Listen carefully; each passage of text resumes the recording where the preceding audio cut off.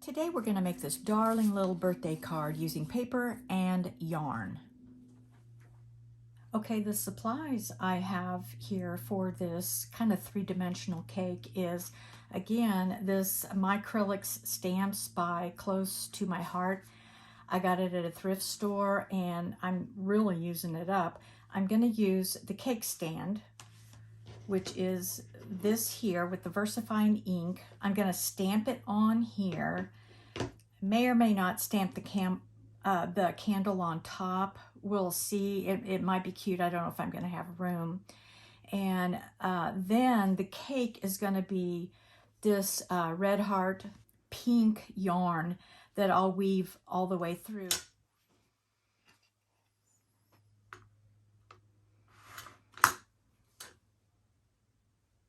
I don't know how high my cake's going to go, but let's do this.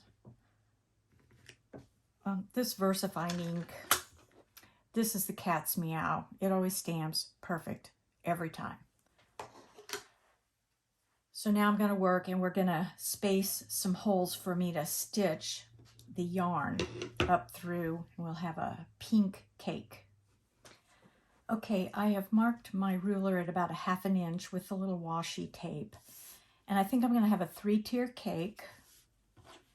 And we will just, this will be 1 tier. And then 1 more tier. And then 1 more.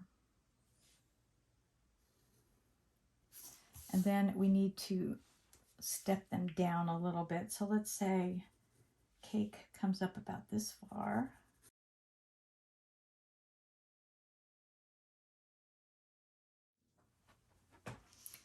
Okay, so since I'm working on watercolor paper, it's fairly thick, and my embroidery needle, which is, I use it for yarn, it was too thick to create a hole.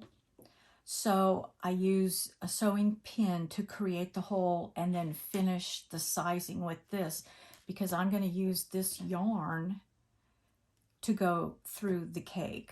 So I need this size hole.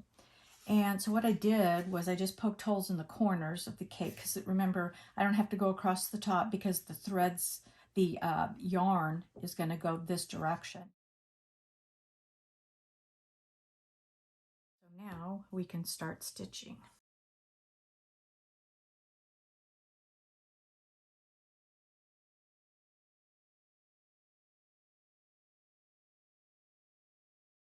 So what I have here is this hole and this hole have become one. The paper has torn, the holes were too close together, which I thought that might do. And what I'm going to do is I'm going to tape this down. All right, let's see if this is what you call jimmy rigging. And we're learning from kind of our mistakes. I did wonder if these holes were going to get too close and give.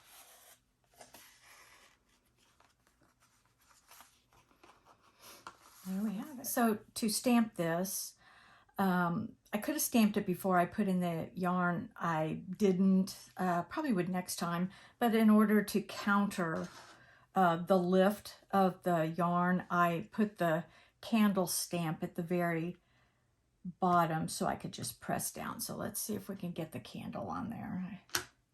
Probably not the best order to do it in, but I think it'll work anyway.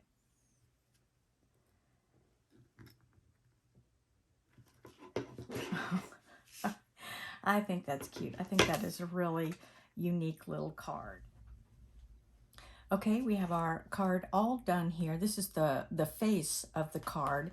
And since we have some yarn that lifts the back, I'm going to use some foam squares.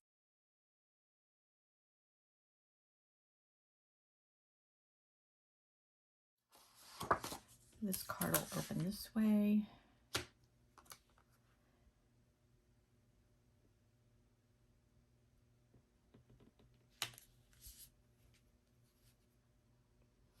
That is really cute. I had a matching pink envelope and I used the paper source.